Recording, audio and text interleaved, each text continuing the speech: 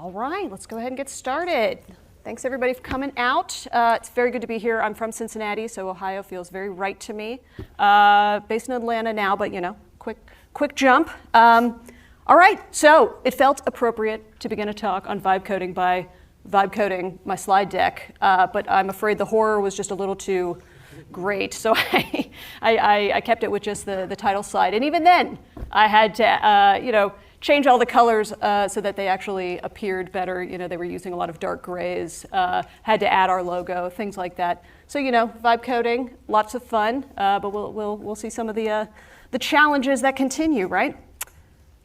Okay, so I'm an industry analyst. Perhaps you folks have spoken to analysts in the past. I work at a company called RedMonk. We're very small. There's 4 analysts there, which if you keep up on the analyst firms, that's ridiculously small. And we're here to talk about vibes. So noted Fleetwood Mac enthusiast, 420 Dogface, knows a little bit about vibes. And, we're here to try to understand them as well, particularly how they relate to software development. So let's talk about vibe coding. Andrej Karpathy, of course, coined the term mere, months ago. It was last year. And I have, there's a lot of content in this tweet, obviously, but I've distilled it to the 3 major points that I'm going to be recurring to in this talk. And that's that we have prompt-based development, that developers are not reviewing, and that, at the end of the day is fun. Okay? And fun is carrying a lot of weight in this term. If you actually read Karpathy's tweet here, he's talking about, quote, throwaway weekend projects, and he talks about being lazy. And, so I don't know if I always equate being lazy with having fun, but I think there's some overlap there, we can all agree. So we're going to keep these tenets in mind as we move forward here. But I certainly don't want to make it sound like Karpathy's tweet is the only definition here. So another good one I would point us to is Simon Willison's. He's got a great blog, talks a lot about AI. If you're not keeping up with what he has to say on this matter, I would recommend it here. So he talks about vibe coding as meaning, building software with an LLM without reviewing the code. So he's leaving out fun here. But I think what he does bring in that's worth reflecting on is a little bit later in that blog post. He talks about it not becoming a negative term. So even though he is this very established software developer, the inventor of Django, he knows his way around a code base. He is pro vibe coding, likes Karpathy's definition, and I also like that he extends it to the democratic function that vibe coding can provide. So he's talking about believing that everyone deserves the ability to automate tedious tasks. And so I think maybe this even overlaps with the fun idea a little bit. So let's talk about what that looks like. So 2025, we were vibing a lot. I wrote a fair bit about it. I think it's worth noting that, we're into 2026. Things have shifted a little bit. But for whatever reason, the term vibe is sticking with us. And so why is that? So this talk, I'm not going to be digging into the, boosters, doomers idea here. If anybody is a user of Blue Sky, you'll know that there tends to be a sort of negative AI trend on that site. It's more nuanced than that, and I think we're there, right? Saying that you reject AI, great, you don't have to use it, but at the same time, it's part of the water now. It's the air that we breathe, and so we have to discuss what it actually accomplishes. So not that long ago, we were in the chatbot era of AI. So maybe this relates to some of your own companies, right? How are we going to use AI here? How are we going to accelerate what our developer teams do? Well, many folks in the beginning look to using a chatbot, right? And so you would link this up to your docs or whatever sort of PDFs you have, and then you could use natural language to access that information, as opposed to using it maybe in more formative ways, like a lot of developers are doing when they're vibe coding. So we have moved beyond the chatbots. Oh, that's fun, it shifted. Okay, so I came to my interest in vibe coding, not only through my deep love of vibes in general, but also because words matter, right? So I was initially confused about the way that we as software engineers were talking about LLM-assisted programming, okay? So the question of what do we call developers who use AI was very much in flux, and I would say it continues to be. So the term AI engineer started being thrown around. I saw it a lot on LinkedIn. People were self-identifying as AI engineers. If anyone attends, a number of conferences, I was at Render, which is a local one in Atlanta, and I actually met a few AI engineers self-identifying. And I said, what does that even mean? What is an AI engineer, and how are they actually, what sort of work do they actually do, right? And so I would be curious, for those of you in the audience here, how many of you self-identify as AI engineers? Can I see a raise of hands? Anyone? I got a couple. Okay. So for those of you who do, would you say that you're an AI engineer because you are using AI tools to build an AI product? Can you raise your hands if you're an AI engineer who does it in that capacity? I got one? A few? Yeah? Okay. Who considers themselves an AI engineer because you are building something using AI? Can I see a raise of hands for that use case? Okay. Couple more? All right. In my experience, that's kind of where we're trending here. And then, of course, the D category, that we're not using any AI tools at all, and we don't self-identify in that case. Sure, those exist as well. But I think what was interesting about it is that this fluidity of terms continues. And so if you are in the business of sort of tracing developer trends and how practitioners are actually using these tools, you'll see that range of interpretations continues, right? That some folks feel like you actually have to be building AI in order to identify as an AI engineer. All right. So we have some alternatives here. So I run Red Monk's podcast, and I had Sean Wang, who goes by Swix online, and he runs the AI Developers World Fair. So he's leaning in hard to the AI engineers idea. And I think what was noteworthy about this particular conversation I had with him last year is that he was the first person I heard who considered AI engineers to also be agents. And that just blew my mind. I was like, you can be an AI engineer and not even be a human being? Whoa, So my interest and confusion about this term is only sort of multiplying. But I also include in here context engineering, another good way to refer to maybe what other folks are calling vibe coding. So context engineering is Andre Karpathy's new term. It's a little more buttoned up, a little more formal, but referring to the same basic idea. And then, of course, we've got chat-oriented programming and AI-assisted programming, which is what Simon Willison tends to use. But where's the fun, right? We don't keep fun in there. Okay, so vibing. We're in a vibe everything moment. I don't know how I feel about that, but we've got not only vibe prototyping, vibe marketing, vibe analytics. You vibe it all, right? And so whenever I see a term applied before, every other sort of subset of work, I get deeply suspicious. I would hope many of you do in this room as well. It seems like it's becoming diffuse, and we're beginning to wonder what vibing even means in this moment, right? And at the end of the day, the term vibe is deeply cringe, right? I hear this and I say, oh my God, this is, I don't know that this is what we should be, identifying with, right? So marketing goo aside, at Red Monk, we follow developer preferences. And so the question I'm grappling with as I move through, AI engineering, prompt-based coding, right? All of these ways of framing this, why are we still attracted to the vibe, right? Why is it that this is still so prevalent? And why has it been sticky, maybe is another way of saying it. And just to remind us again of terms, we got the prompt-based development in which we're not reviewing the code, which is deeply terrifying, I'm sure, to many of us in this room. And that is fun. Well, let's think about what it accomplishes here. So for some of us who've been here for a while, LLMs are kinder, right? They're less abrasive. They allow you to be wrong. They allow you to ask questions. They allow you to, maybe lean into the things that you don't want to spend a lot of time on.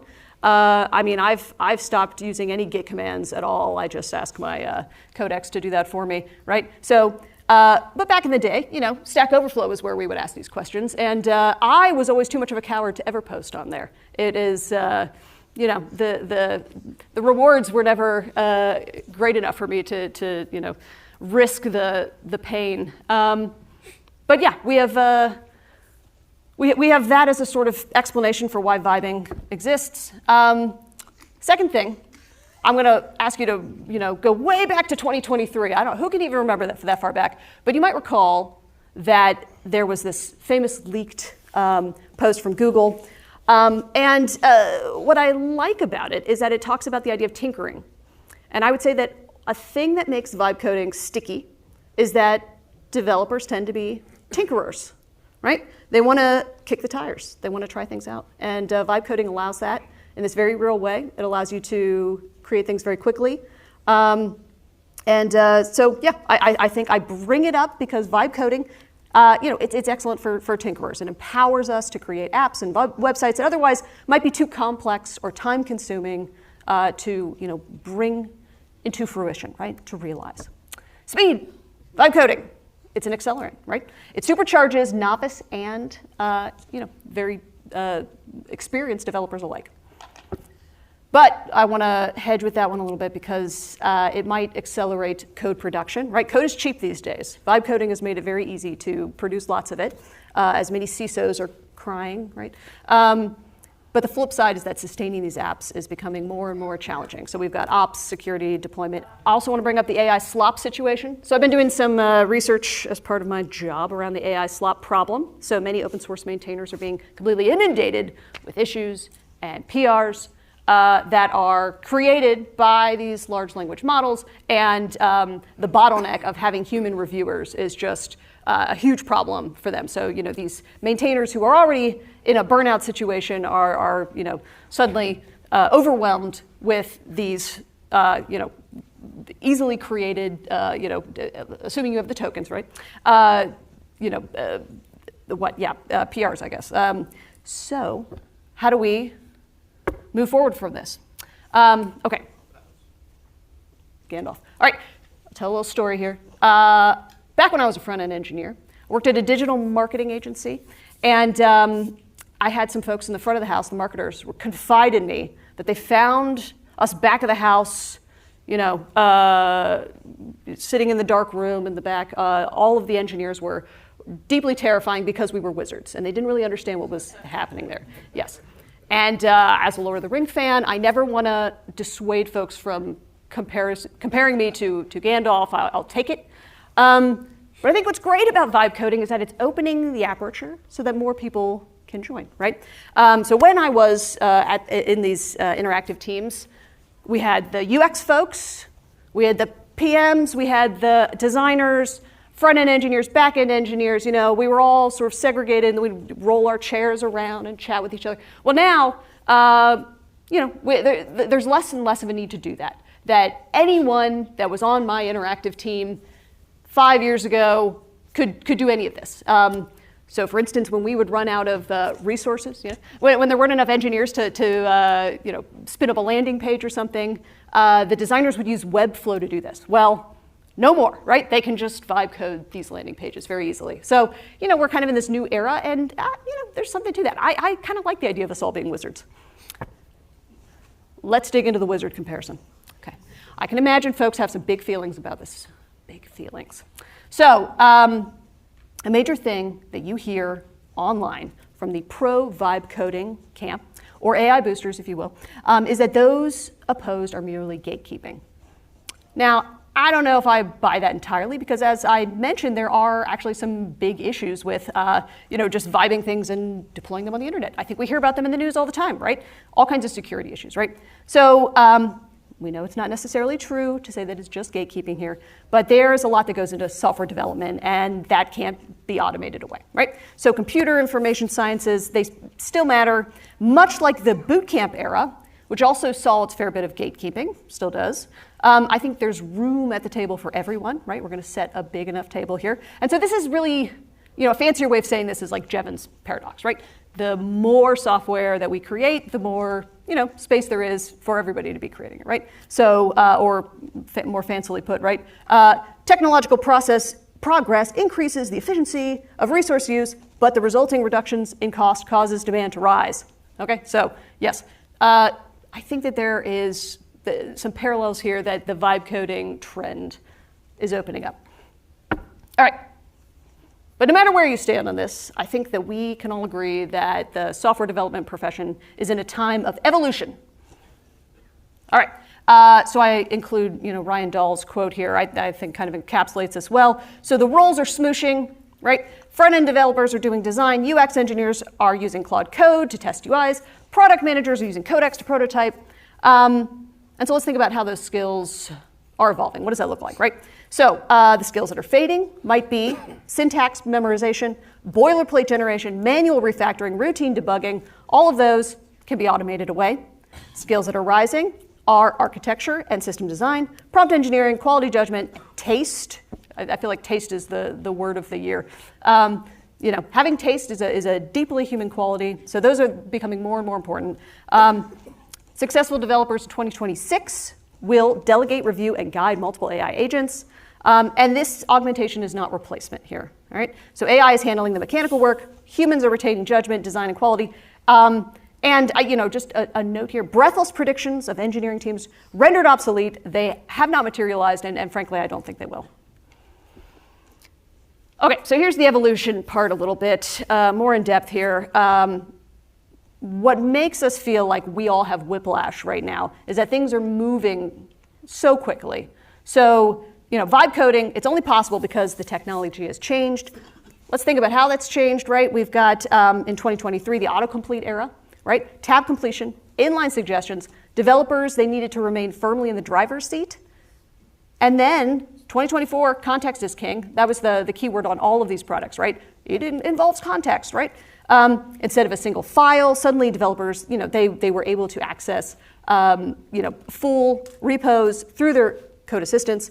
Multi-file editing arrived. We had cross-file context. Developers were refactoring apps. We started hearing ambitious plans to transform COBOL into Java. Oh, man. So there's this growing autonomy, but to avoid catastrophe, developers, they still needed to make suggestions permission-gated, right? So human in control. And now we are in our agentic era. Multi-agent, in fact, this started in 2025. True agentic IDEs, they are allowing autonomous execution, background agents, and workflow delegation here. So trajectory is clear. Developers went from typing code to directing agents.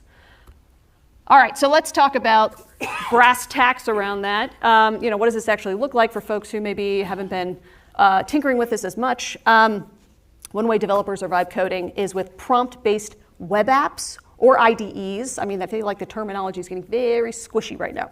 So these are more of the web-based ones. They include Bolt, Lovable, Replit, and V0. These tools make it very easy to get started. They have integrations to launch easily. And I think what's interesting, we're seeing this movement for folks in the dev tool space where instead of having like the natural language prompt window be bottom right, for these type of apps, they're just in the center. And I think we're going to see that more and more to be the case. So instead of looking at the code, we're just typing things in natural language.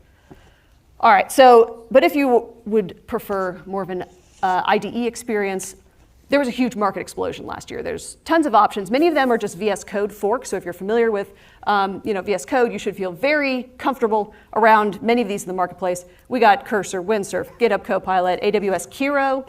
I know there's some talks at the conference about spec-driven development, so Kiro is a good one for that. Tons of these, and there's a lot of CLI first options as well if you prefer that. All right, so to get to like the philosophy behind why it matters about what developers actually want, one of the philosophies that Red Monk holds dear is that we have developers are the kingmakers, that the decisions that they make are going to guide adoption in the workplace. So this sort of PLG motion, product-led growth, ground up, that developers are going to use the tools that make the most sense to them. And so what are those going to look like in our vibe-coded present? I think this is kind of a nice visualization for that. More choice means developers have become more sophisticated in their demands, their comparison shopping, right? So, trying to figure out what it is that they actually are using becomes more and more interesting and important, especially for folks who are producing these tools. So here is a post that I wrote about this.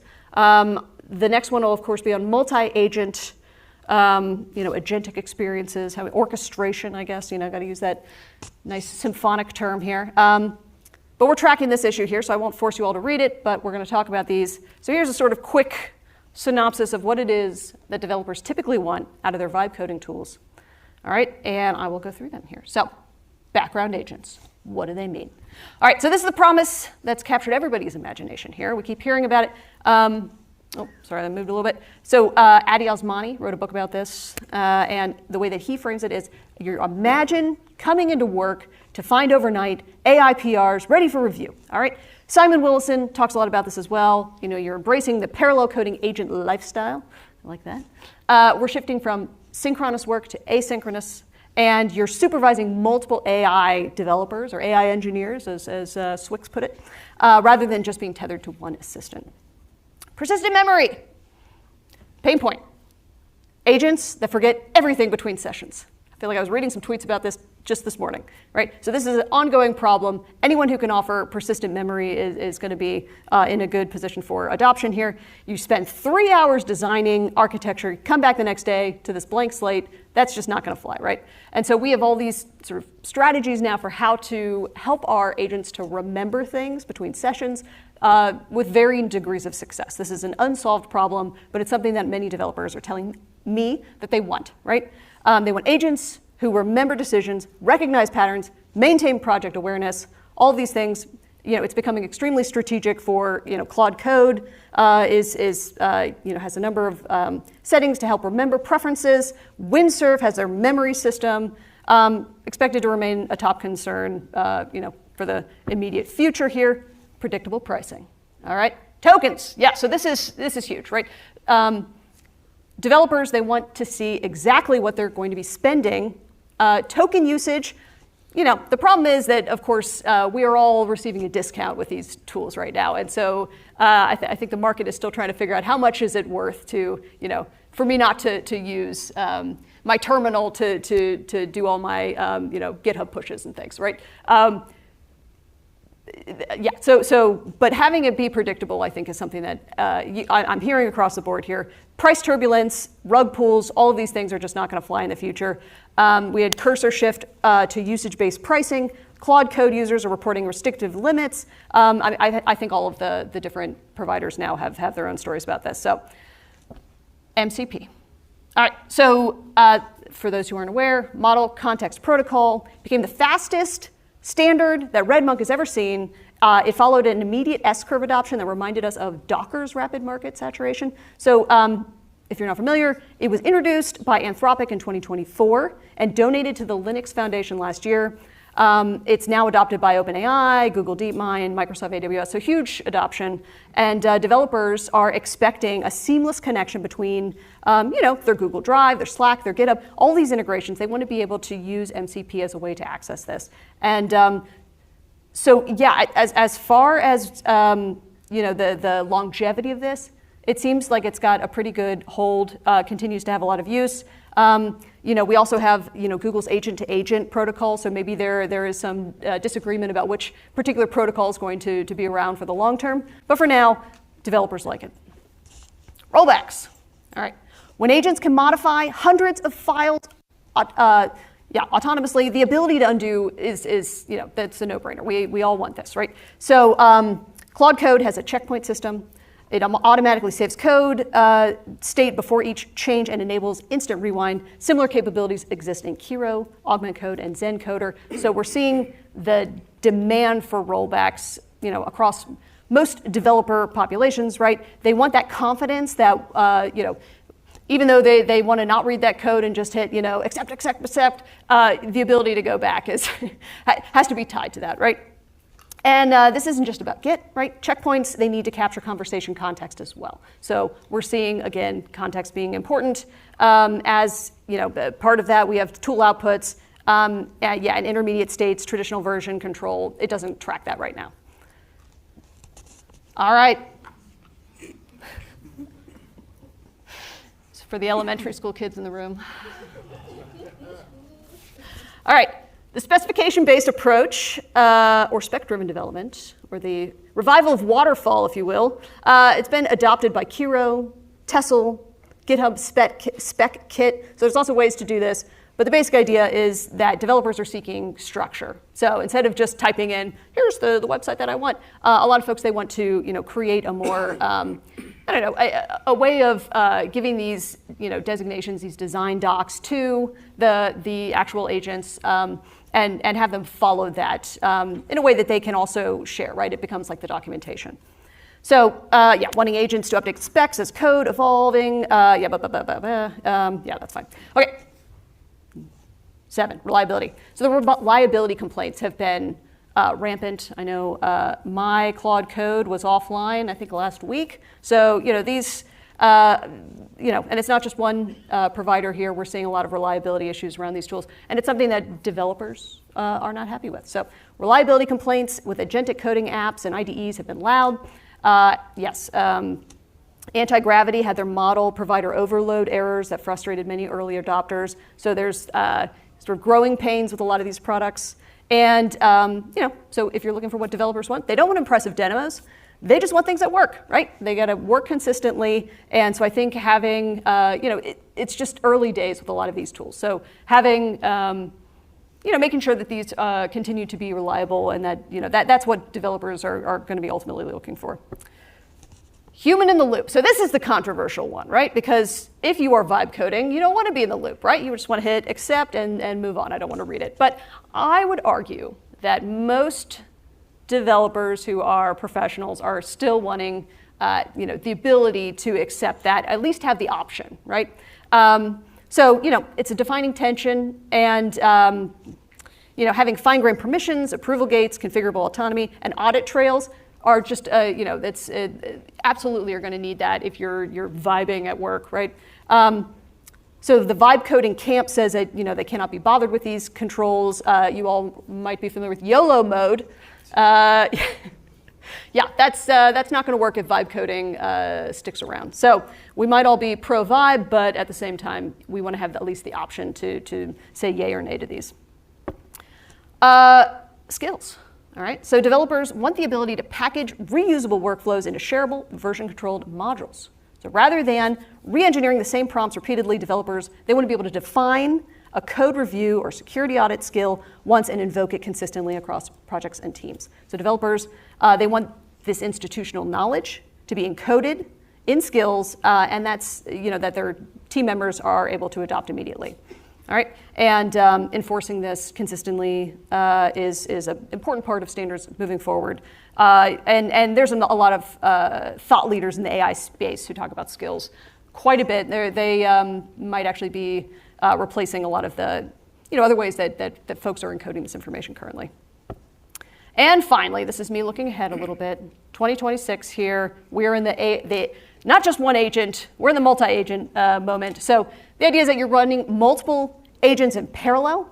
It's an advanced use case. I actually don't know many developers who are doing it. They might have agents running in the background, maybe overnight.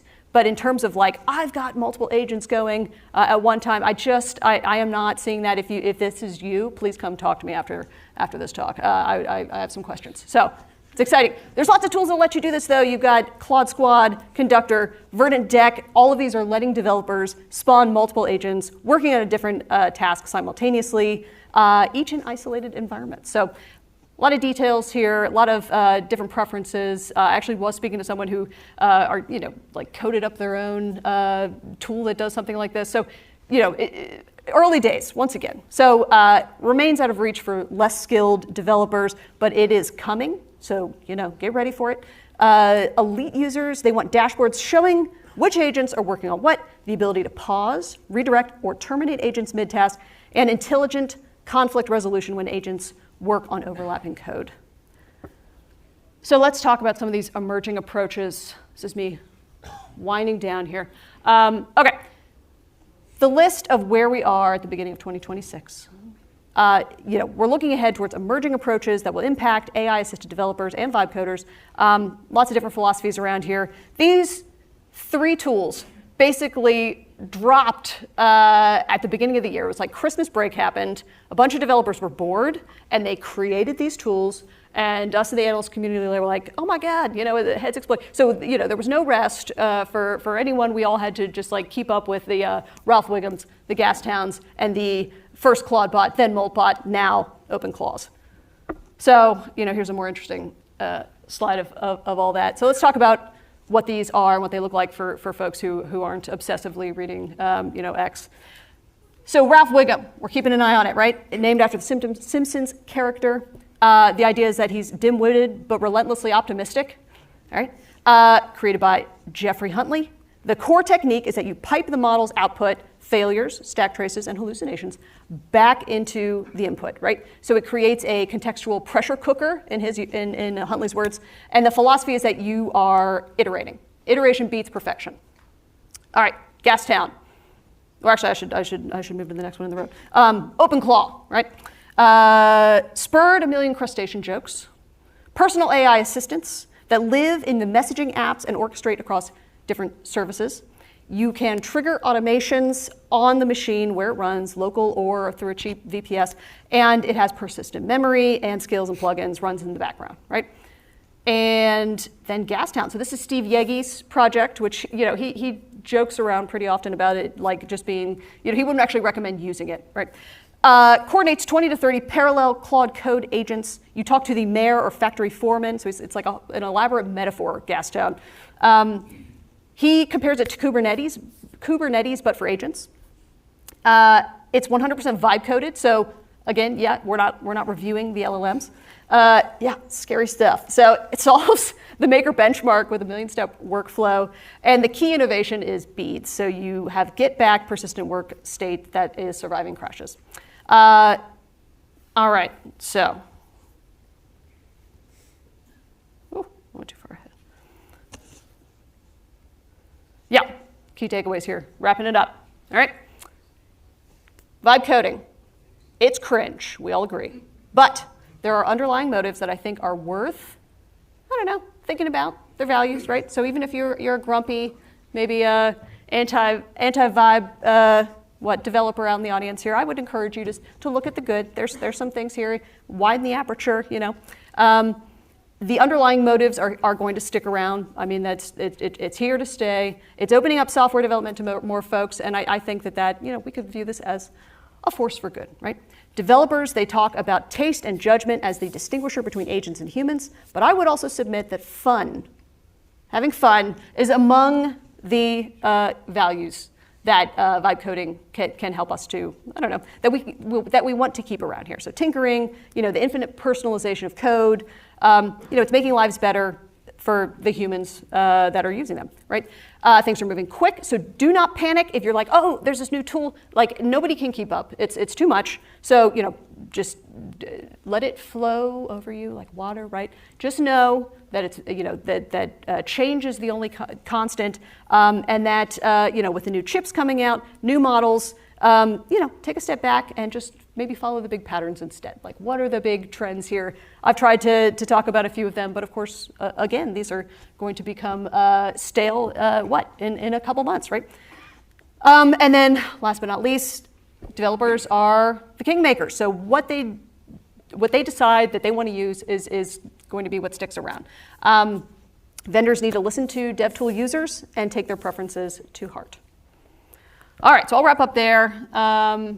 My name is Kate Holterhoff. Here's some of my contact information. I welcome any comments, thoughts about all of this. I vibe coded many things. I didn't force you to look at any of them here, but happy to share my own little hobby projects. I mean, I will say in closing, I was an academic for a decade, so I've coded a few sort of academic digital humanities projects, if you're familiar with that terminology. So anyways, okay, well, thank you for coming.